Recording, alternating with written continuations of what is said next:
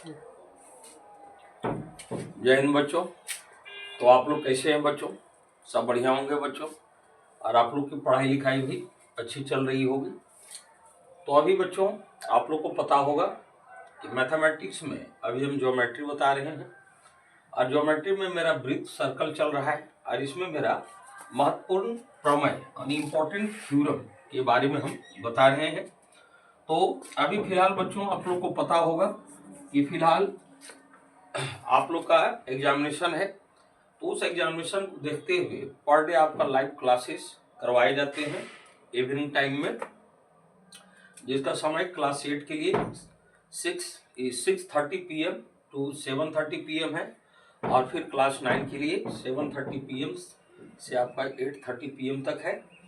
तो एग्जामिनेशन की तैयारी को देखते हुए अभी हम लाइव क्लासेस भी चला रहे हैं, ताकि एक अच्छा आप लोग का रिवीजन हो जाए, और रिवीजन हो जाने के बाद आप ढंग से एग्जाम को कर पाओ। और उसके अलावे बच्चों कुछ कुछ जो जरूरी चीज़ें हैं उसका हम कुछ वीडियो में भी कर दे रहे हैं। तो जिसमें से फिलहाल मेरा अभी वृत्त का चल रहा है, वृत्त के जितने इंपॉर्टेंट थ्योरम हैं, क्योंकि वृत्त पर आधारित क्वेश्चन को करने के लिए आपको थ्योरम की बड़ी आवश्यकता पड़ती है। अगर ये थ्योरम आपके दिमाग में होगा तो वृत्त से रिलेटेड सारे क्वेश्चंस को कर लेंगे। अब ये सब थ्योरम बच्चों सिर्फ क्लास के लिए ही जरूरी नहीं है, ये आपका कॉम्पिटिटिव एग्जाम के लिए भी ये जरूरी होता है, क्योंकि इस सब का नॉलेज रहने के बाद फिर आप आगे की चीज़ों को बड़ा आसानी से कर सकते हैं।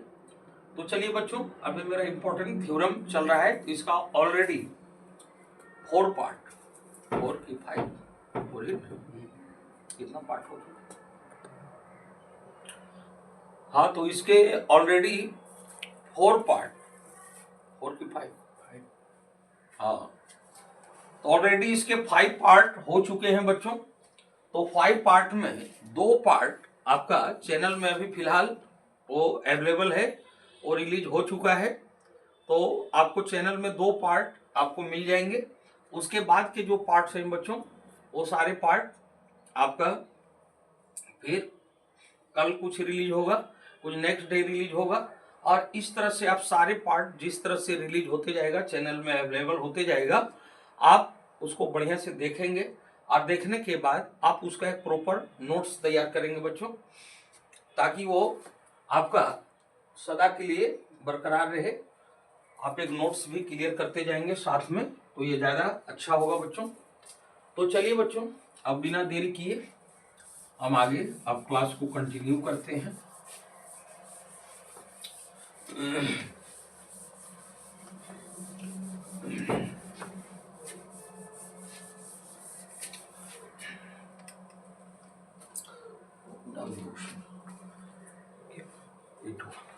इधर से लगा दें, ट्यूबलाइट गड़बड़ाता है।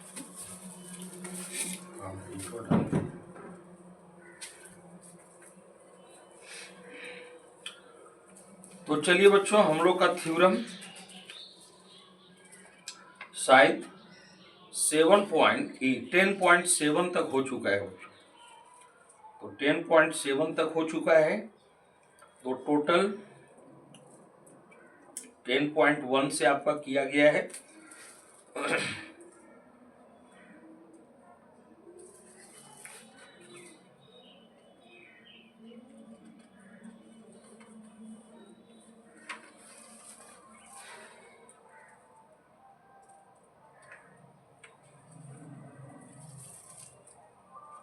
फोर ही पार्ट शायद हुआ है, आज 5 4, अभी तक 4 ही पार्ट हुआ है, आज 5 हुआ। और इनकी 2 रिलीज हो गया और 2 अभी है वर्तमान में। हाँ, थोड़ा सा बच्चों 4 पार्ट ही हुआ है, हम थोड़ा बोल दिए थे 5 पार्ट हुआ है, तो 4 पार्ट हुआ है। आज चलेगा मेरा पार्ट 5।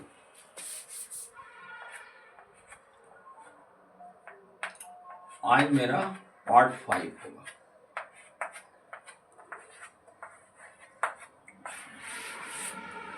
अब पार्ट 5 में देखिए बच्चों, आज का थ्योरम हमको क्या जानना है, तो प्रमेय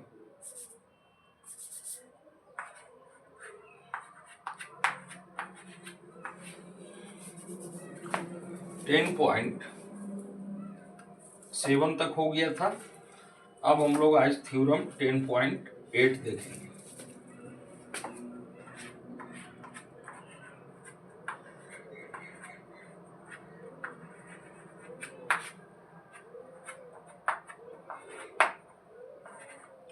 थ्योरम 10.8।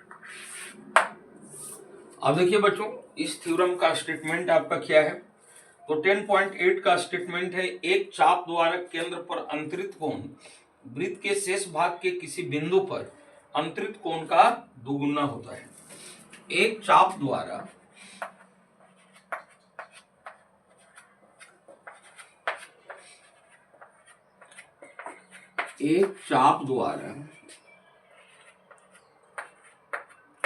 वृत्त के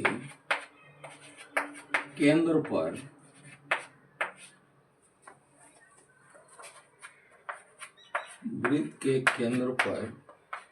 अंतरित कोण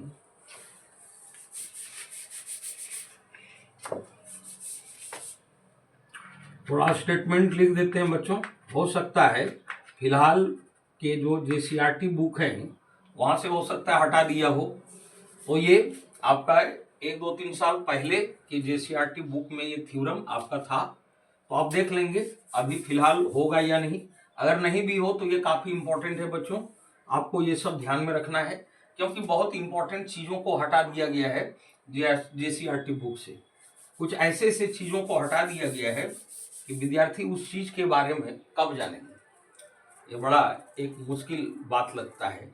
तो चलिए, हटा भी दिया है, कोई दिक्कत नहीं, हम सारे कराएंगे आपको सारे थ्योरम। तो एक चाप द्वारा वृत्त के केंद्र पर अंतरित कोण वृत्त के शेष भाग के किसी बिंदु पर अंतरित कोण वृत्त के शेष भाग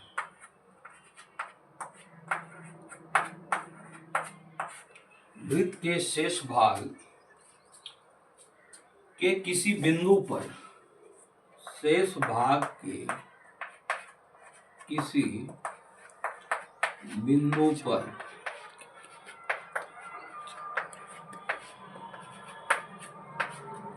बिंदु पर अंतरित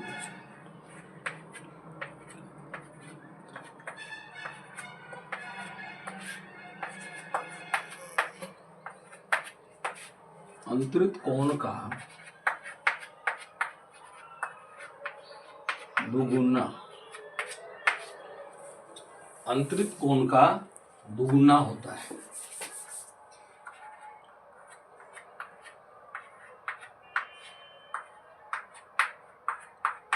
तो देखिए बच्चों, ये आपका थ्योरम का स्टेटमेंट है। एक चाप द्वारा वृत्त के केंद्र पर अंतरित कोण वृत्त के शेष भाग के किसी बिंदु पर अंतरित कोण का दुगुना होता है। अब देखिए बच्चों, इस थ्योरम को हम कैसे प्रूव करेंगे। तो इसका स्टेटमेंट आप देख रहे हैं, स्टेटमेंट के हिसाब से सारे काम को हम करते जाएंगे। तो स्टेटमेंट के हिसाब से मेरा फिगर बनेगा, उसके बाद उसी के हिसाब से गिवन होगा, टीपीटी होगा, उसके बाद कंस्ट्रक्शन की आवश्यकता होगी तो कंस्ट्रक्शन करेंगे और फिर हम लोग प्रूफ करेंगे और इस तरह से मेरा सिद्ध होगा। तो देखिए बच्चों, यहां पर कहा जा रहा है एक चाप द्वारा वृत्त के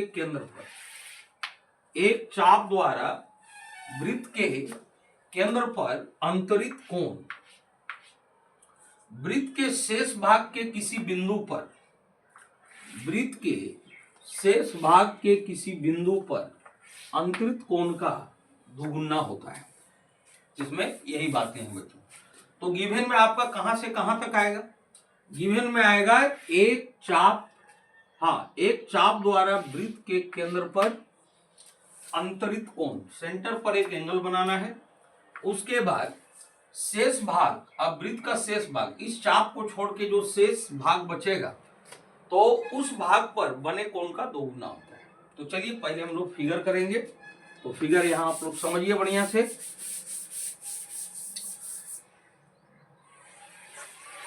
चलिए बच्चों, एक ये वृत्त हो गया। अब किसी चाप द्वारा, अब एक चाप लेते हैं बच्चों,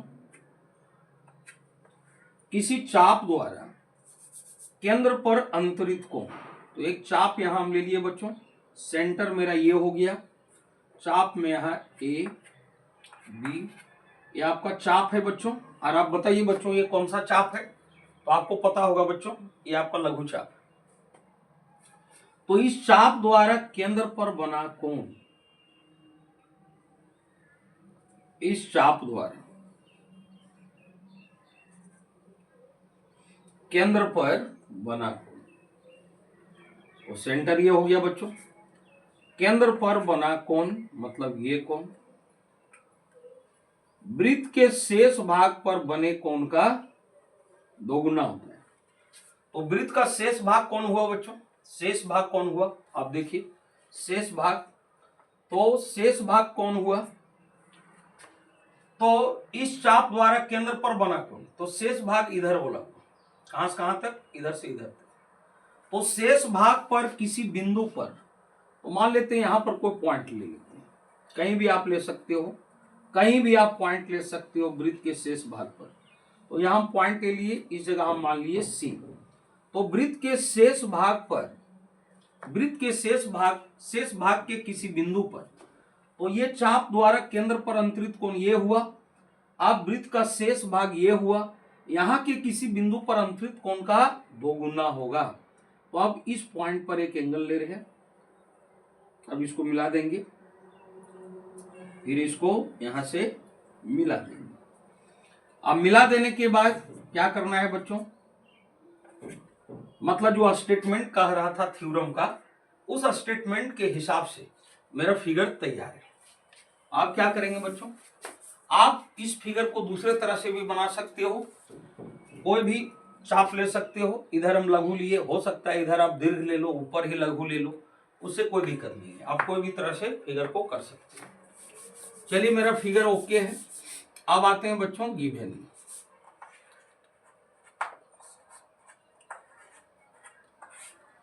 तो गिवन में क्या लिखना है, COR एक वृत्त है,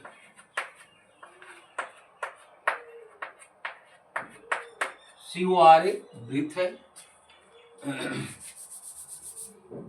जिसमें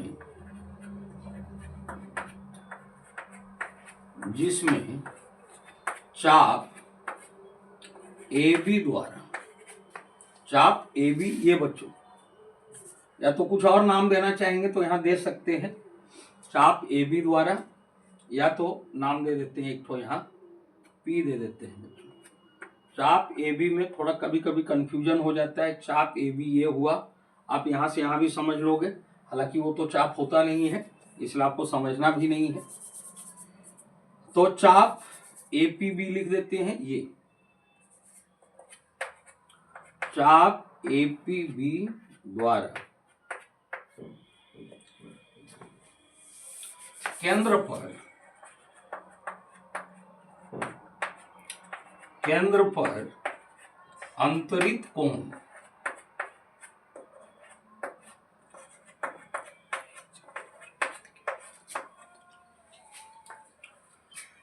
पर अंतरित कोण कोण AOB एवं वृत्त के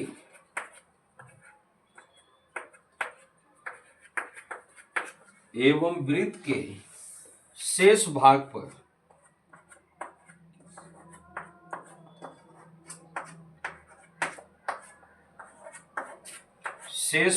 पर अंतरित कोण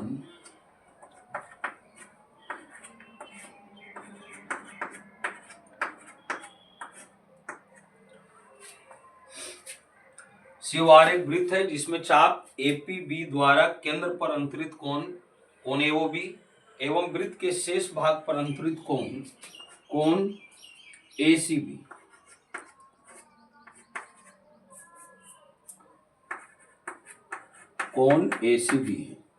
केंद्र पर अंतरित कोण ये और वृत्त के शेष भाग पर अंतरित कोण ये हो गया। ये गिवन हो गया बच्चों, ये बातें आपको समझ में आ गई होगी। बस वही जो फिगर बनाए हैं वही चीज को गिवन में हमको रख देना है। अब चलिए बच्चों अब आते हम लोग टीपीटी में। फिगर हो गया, गिवन हो गया, अब प्रूफ क्या करना है। तो देखिए प्रूफ वाली बातें यहाँ बिल्कुल क्लियर है आपका थ्योरम में। तो थ्योरम में क्या कह रहा है बच्चों, यहां से प्रूफ की बातें निकलेगी। एक चाप द्वारा वृत्त के केंद्र पर अंतरित कोण, सेंटर पर अंतरित कोण, यहाँ पर वृत्त के शेष भाग के किसी बिंदु पर, तो वृत्त के शेष भाग के किसी बिंदु पर, तो वो बिंदु हम ये लिए हैं, किसी बिंदु पर अंतरित कोण का दोगुना होता है, मतलब ये कोण इस कोण का डबल होगा, ये हमको प्रूफ करना है। तो अब हम लोग टीपीटी लिखेंगे बच्चों। टीपीटी देखिए क्या प्रूफ करना है। तो एंगल ए ओ बी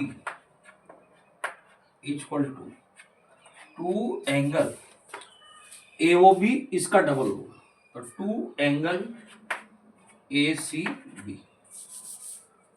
चलिए ये हमको प्रूफ करना है। अब इसको प्रूफ करने के लिए बच्चों कंस्ट्रक्शन देंगे।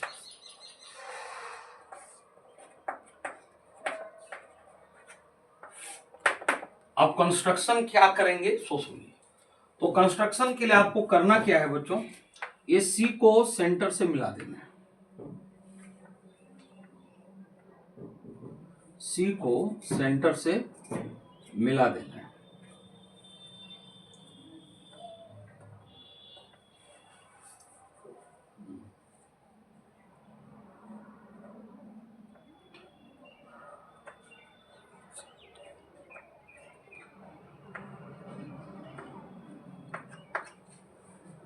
ऐसे मिला देना है और इसको थोड़ा सा आगे भी बढ़ा देना है।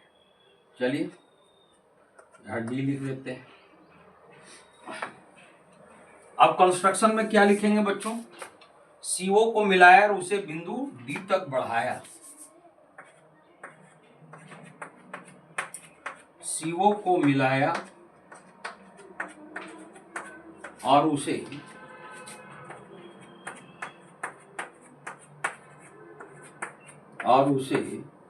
बिंदु डी तक बढ़ाया।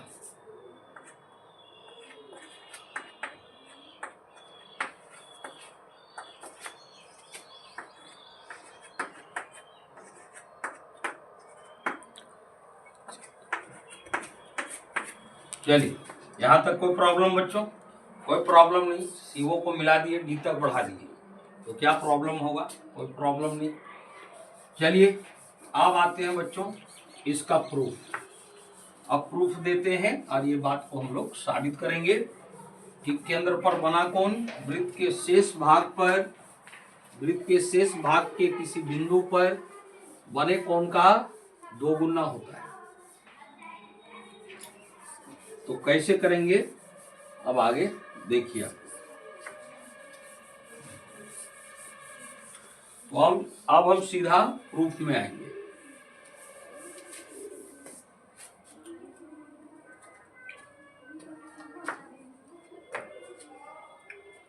उधर निकल के वीडियो शुरू करें।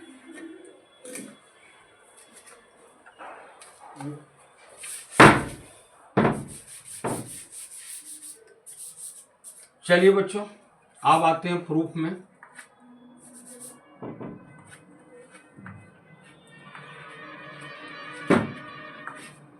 अब प्रमाण में देखिए, प्रमाण में करना क्या है। तो प्रमाण में देखिए बच्चों, प्रूफ में आपको करना क्या है, आपको पहले एक त्रिभुज पर काम करना है बच्चों। पहले हम इस त्रिभुज पर काम करते हैं, फिर इस ट्रायंगल पर काम करेंगे। यहां पर एक ट्रायंगल इधर बन रहा है, एक ट्रायंगल इधर बन रहा है, तो ये 2 ट्रायंगल पर ही काम करना है, क्योंकि हमको जो प्रूफ करना है बच्चों, तो प्रूफ क्या करना है उसके हिसाब से चलना है। तो यहाँ का एंगल यहाँ के एंगल का डबल होगा। अब अगर ये ट्रायंगल पकड़ते हैं तो इस ट्रायंगल में ये ट्रायंगल आ जाएगा, इस ट्रायंगल का ये एक बाह्य कोण हो जाएगा बच्चों, एक बाह्य कोण हो जाएगा। तो इस ट्रायंगल को पकड़ने पर ये बाह्य कोण ये पकड़ा जाएगा, अंतः कोण ये पकड़ा जाएगा, और यही से रिलेटेड हमको प्रूफ ही करना है। इसलिए पहले एक ट्रायंगल में काम कीजिए। क्या काम करेंगे तो देखिए यहाँ पर, तो ट्रायंगल ओएसी में, ट्रायंगल ओएसी में अब बताइए बच्चों ट्रायंगल ओएसी में क्या बात है। तो ट्रायंगल ओएसी में आप बताइए कि क्या ओए ओसी के बराबर होगा। तो देख लीजिए होगा या नहीं। तो ओ से लेकर ए और ओ से लेकर सी सेंटर से है वृत्त, वृत्त तक तो आपका त्रिज्या कहलाएगा। तो ओ ए बराबर ओ सी एक ही वृत्त की त्रिज्या हो जाएगी। तो ये दोनों बराबर होगा। ओ ए बराबर ओ सी बराबर आर। अब एक बात बताइए बच्चों, यदि किसी त्रिभुज में दो भुजाएं बराबर हों तो आपको पता होगा बच्चों, आप नीचे क्लास में नहीं क्लास 9 में आप लोग एक थ्योरम पढ़े हैं बच्चों। और वो थ्योरम क्या है कि किसी त्रिभुज में बराबर भुजाओं के समूह कौन बराबर होते हैं। तो जब OA बराबर OC हो गया यानी इस त्रिभुज की दो भुजाएं बराबर हो गई तो बराबर भुजाओं के समूह कौन बराबर होंगे। तो इसलिए आप देखिए OA बराबर OC है तो OA के सामने वाली भुजा आपका ACO होगा। यहां अगर कुछ नाम देना चाहते हैं तो यहां नाम दे देते हैं, यहां एंगल 1 दे देते हैं और इस जगह अब इसके सामने वाली भुजा ये होगी तो यहां एंगल 2 दे देते हैं। तो अब क्या होगा बच्चों, जब OA बराबर OC हुआ, ये भुजा इस भुजा के बराबर हुआ तो आपको एक थ्योरम पता है बच्चों कि किसी त्रिभुज में बराबर भुजाओं के समूह कौन बराबर होते हैं।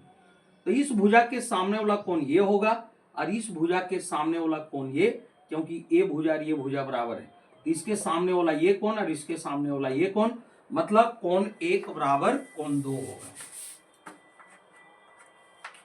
कोण 1 बराबर कोण 2 और रीजन क्या होगा बच्चों, बराबर भुजाओं के सम्मुख कोण, बराबर भुजाओं के सम्मुख कोण।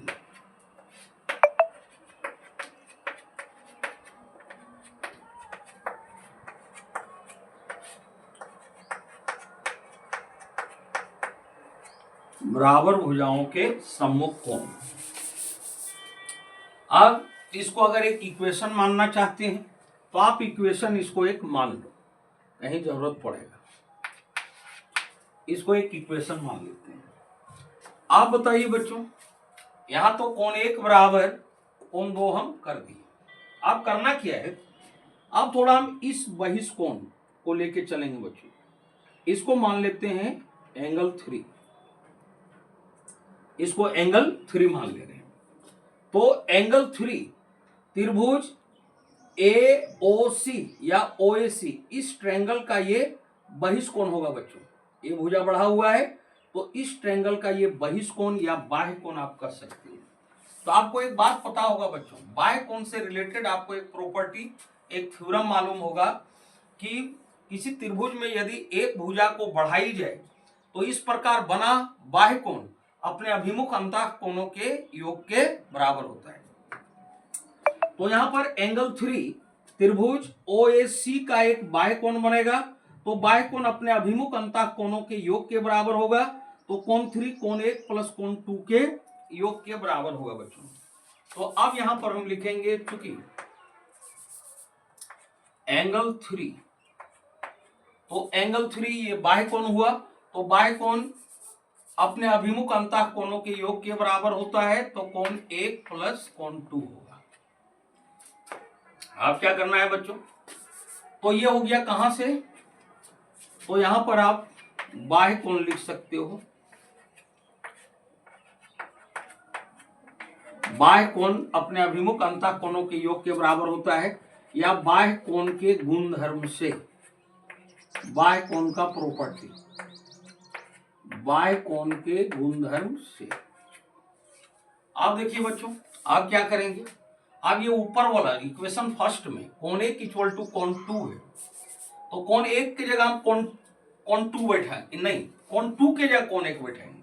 क्यों बैठाएंगे बच्चों, क्योंकि हमको जो प्रूफ करना है वो यहां और यहां से रिलेटेड है तो टारगेट मेरा यहां का रहेगा। तो ये मेरा जिंदा रखना है ऑलरेडी, बाद बाकी को हटाना है, वो जिंदा रहेगा।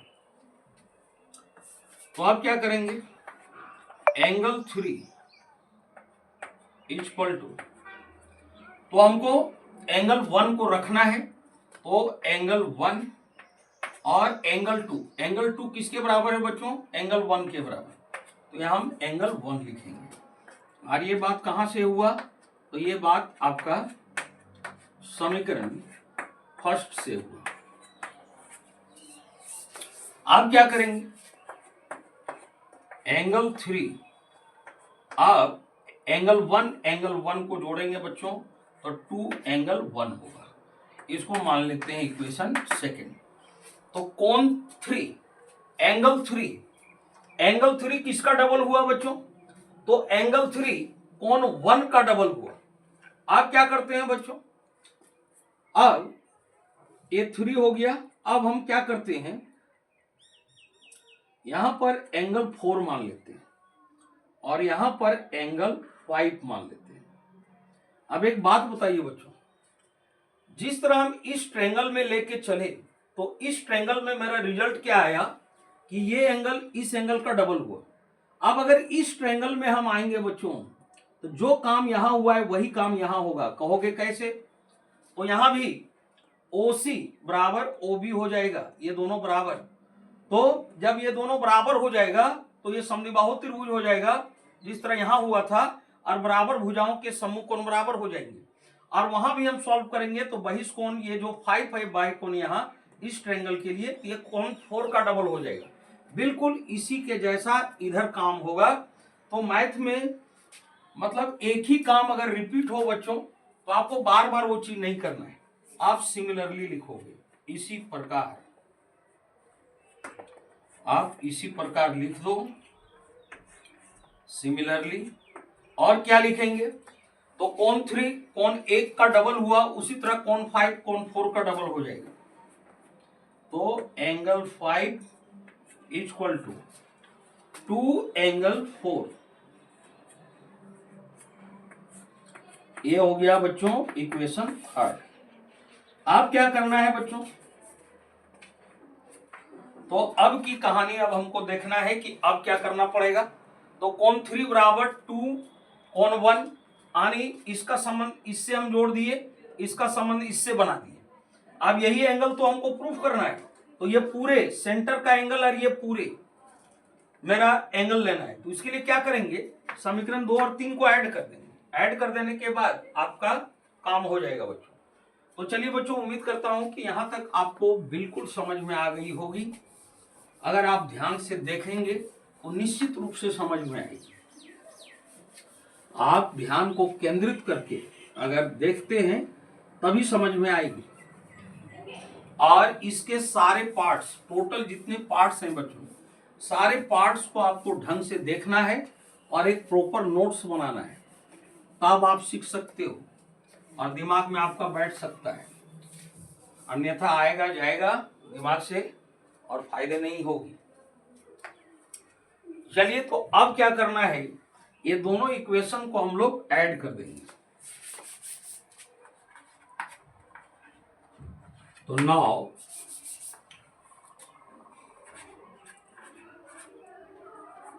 Equation first plus equation second,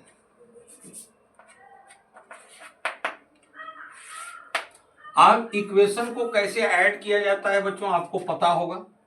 LHS को LHS से ऐड करना है। तो angle 3 plus angle 5 equal to, हाँ, अब RHS को RHS से ऐड करेंगे।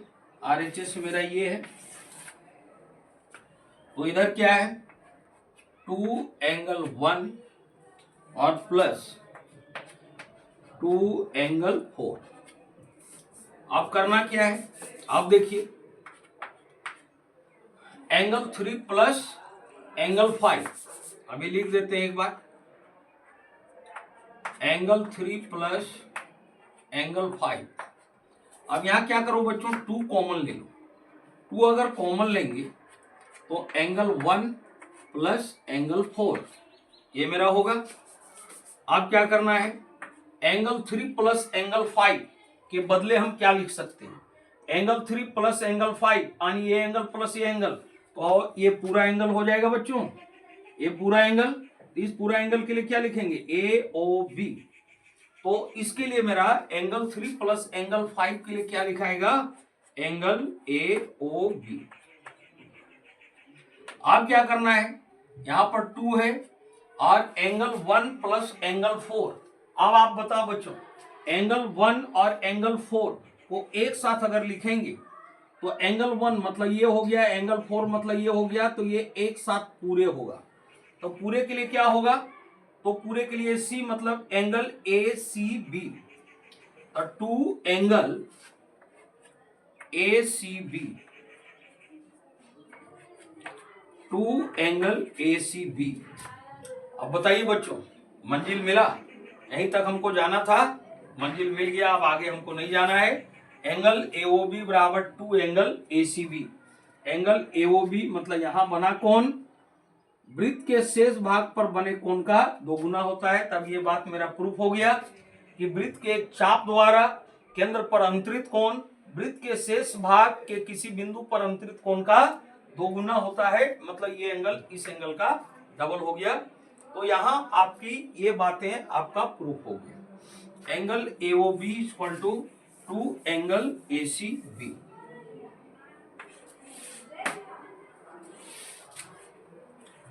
तो ये बातें साबित हो गया बच्चों, प्रूव हो गया। तो चलिए, उम्मीद करता हूं कि ये थ्योरम बिल्कुल आप लोग को समझ में आ गया होगा। चलिए, ये बहुत ही इंपॉर्टेंट थ्योरम है बच्चों, ये ध्यान में रखेंगे। चलिए, अब हम नेक्स्ट थ्योरम की ओर आते हैं। कितना टाइम हो, 32 मिनट हो गए। 32 मिनट, 32।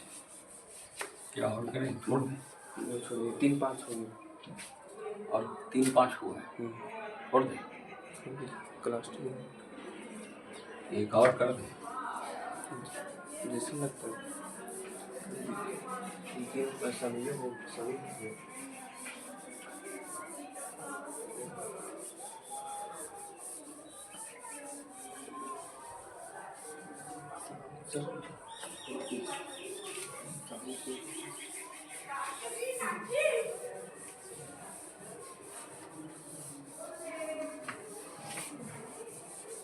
बच्चा लोग हल्ला करते हैं।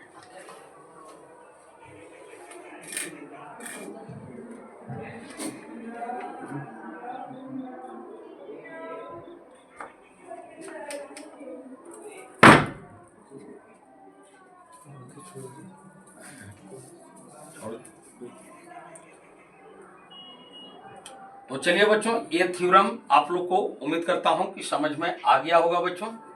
अब और भी थ्योरम बचे हैं बच्चों, तो अब और थ्योरम अब हम देखते हैं, नेक्स्ट पार्ट में आपको बताएंगे बच्चों।